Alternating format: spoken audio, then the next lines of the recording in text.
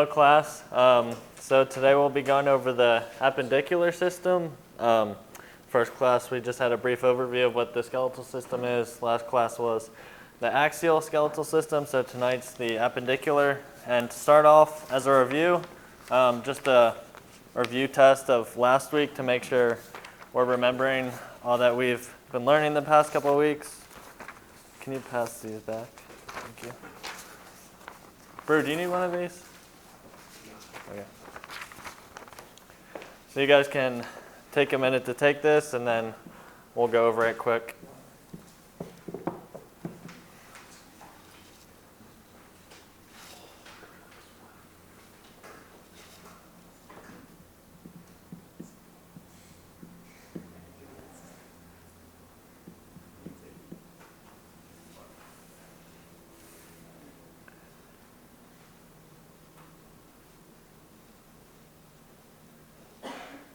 Kobe, did you fill it out already? You were there, Kobe.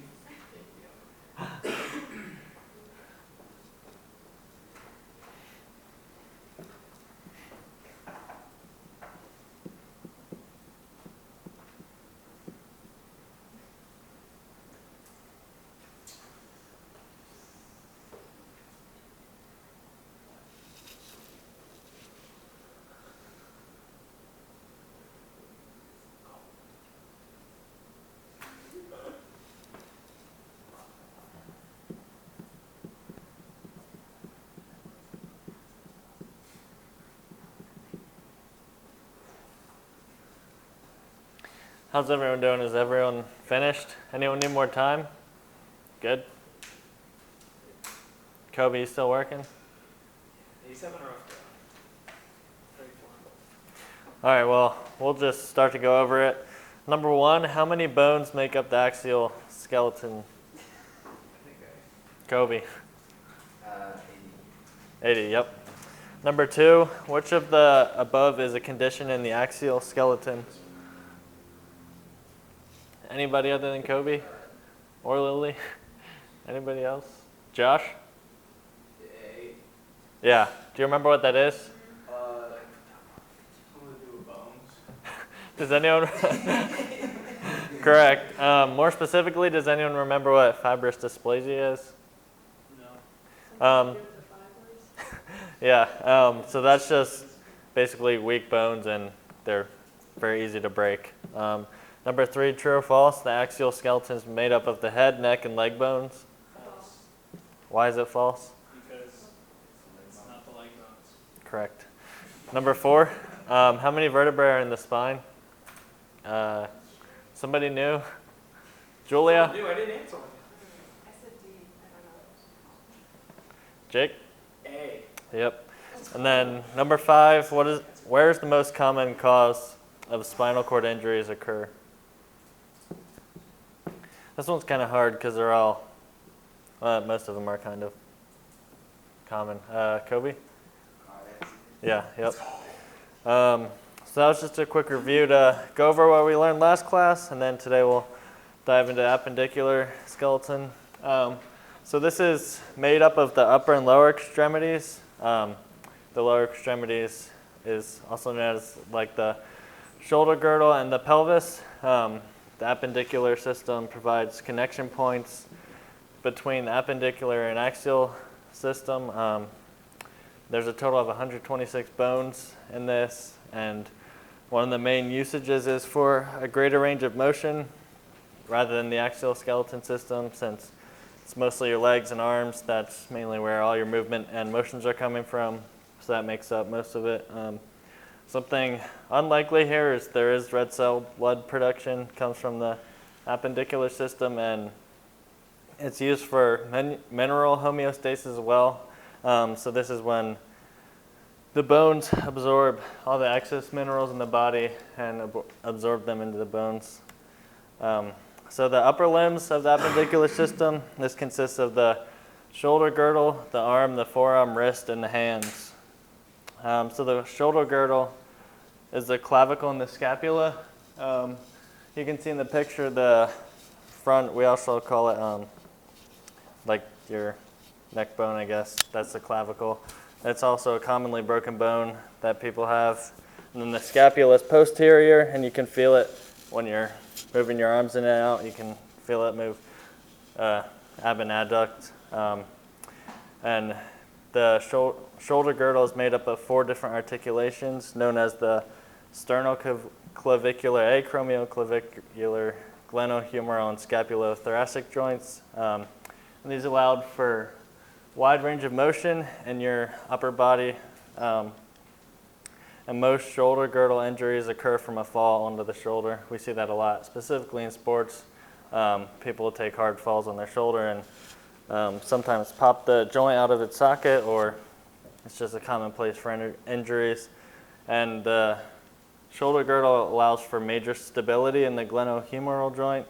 An example of the glenohumeral joint is throwing the baseball, just that motion there, or throwing a football. So then you have the arm and the forearm, and this is made up of the humerus in the upper arm, and then the radius and the ulna in your forearm. So the humerus meets the radius at the ulna, meets the radius and ulna at the elbow, and this is a hinge type joint which allows for flexion and extension. And then if you're looking at anatomical position, the radius lies lateral to the ulna. The ulna is medial, closer to your body. So some common fractures in the radius and ulna is Monteggia fracture, which is a fracture in the upper portion of the ulna and a dislocation in the radial head. And then the Galeazzi's fracture is in the distal radial shaft and is a dislocation in the radial ulnar joint. So then you have, going down the arm, you have the wrist and the carpal bones. So this consists of 8 different bones known as the scaphoid, lunate, triquetrum, pisiform, trapezium, trapezoid, capitate, and the hamate. And then they're all located there in the picture. And just to get a better view of them. And then you have the ham bones, which is the metacarpals and the phalanges. So the metacarpals are going to be right around your knuckles, and the phalanges towards the end of your fingertips. And then because of all the bones in the hand, there's a high amount of cartilage there, which is a pad that helps connect all the different bones together. And then looking at the lower limbs of the appendicular system, you have the pelvic girdle, the thigh, the legs, the tarsal bones, and the foot. So to start, the pelvic girdle, it consists of the left and right hip bones and the sacrum, and more specifically the pubic bone, ilium and ischium, and it connects the vertebral column to the lower limbs. Some of the main functions is transferring the weight from your upper body to lower body, so simple things like sitting or standing. That's mainly functioning with the weight transfer from the pelvic girdle, and this provides support and protection in the abdominopelvic region.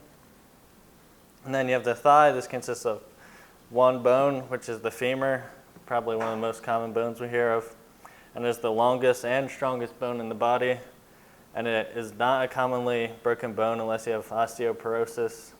And this femur stabilizes the body when you move, so it helps with any walking, moving, running, anything like that. And it connects muscles, tendons, and ligaments in the knee to the rest of the body. And then to continue with the legs, you have in the lower portion of the leg, under the knee, you have the tibia and the fibula. The tibia is much larger than the fibula, and this is one of the most weight-bearing bones in the body. And it's also a common injury is a stress fracture in the fibula.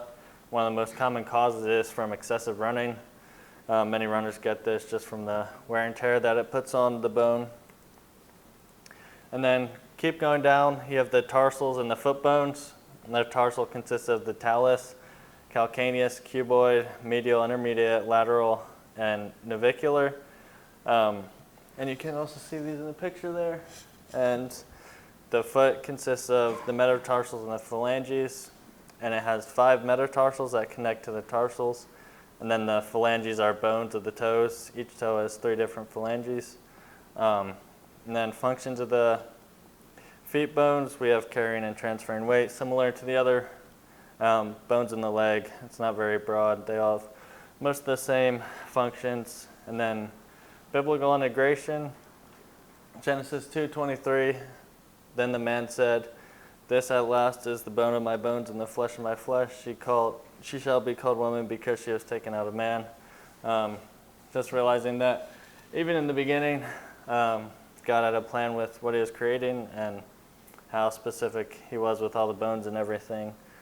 So then here's the references, and then we'll play Kahoot as our game.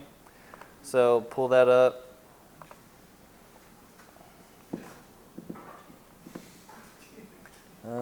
Classic. The join code should be up here in a second, and then there it is. 1677829. If everyone wants to join, then.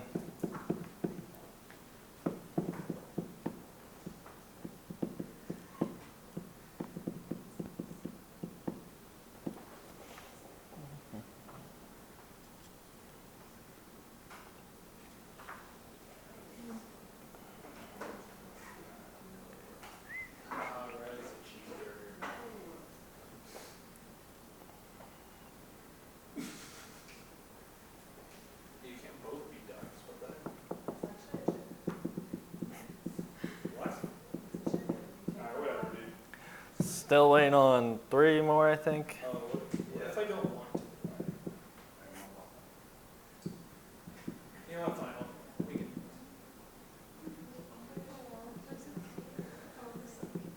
can. Jake, are you in yet? Oh, almost. Sorry. All right. 1, 6, 7, 7, 8, 2,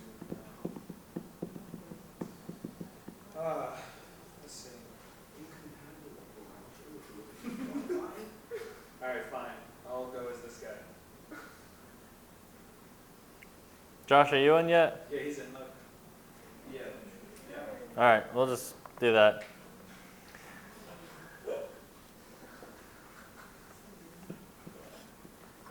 Question 1. The appendicular system consists of how many bones? I know, right?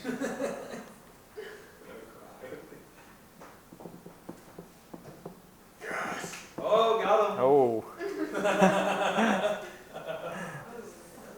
The 80 is the axial system. The quiz tricked you all. Let's go, Josh. Oh, no. What does the appendicular system consist of?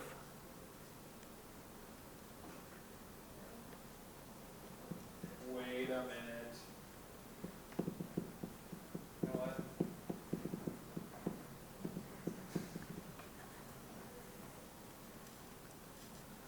Whatever, dude.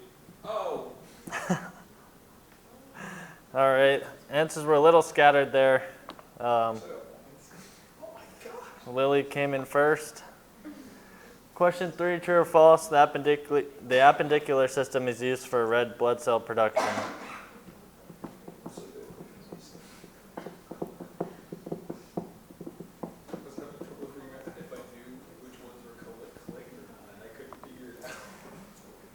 Let's go. Lily and Josh in the lead still. Yeah, Lily and Josh. Question 4, the shoulder girdle has how many different articulations? Please be right. Please. Come on. No! Answers are still pretty scattered. I guess I made it too hard. I really thought I knew that one. The shoulder girdle is made up of the scapula and the sternum. Should be an easy one. No, please. No. No. It's the scapula and the clavicle. Dang it, I knew that. Oh.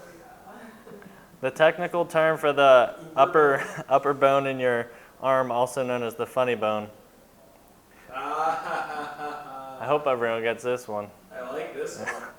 Uh-oh.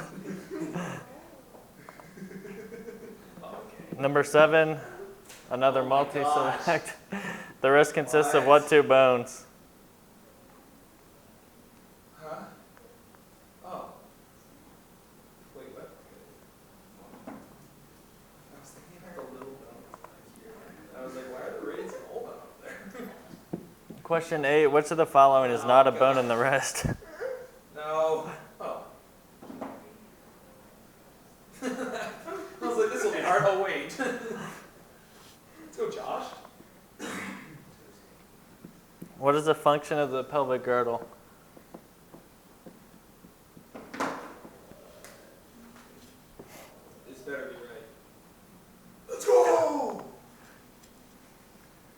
Lily's still in first, and Sam's coming up. Pelvic girdle consists of the hip bones. True or false? Yes. I think that's the first one everybody got right. We think. All right, number 11, the main bone in the thyroid region. This is going so well. Nice. Number 12, Oh my another, gosh. the lower legs consist of what two bones? Oh, why won't that click faster? Maybe it's an hold on.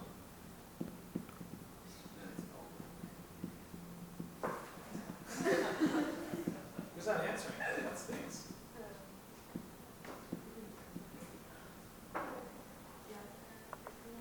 Hey.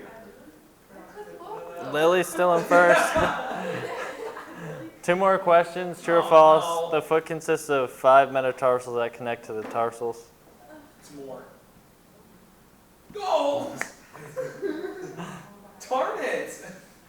All right, I think Lily's going to win either way, but number 14, phalanges are the bones of the toes.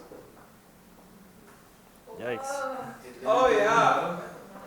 Podium, No. Kate. Dang it. I would have done. Yes,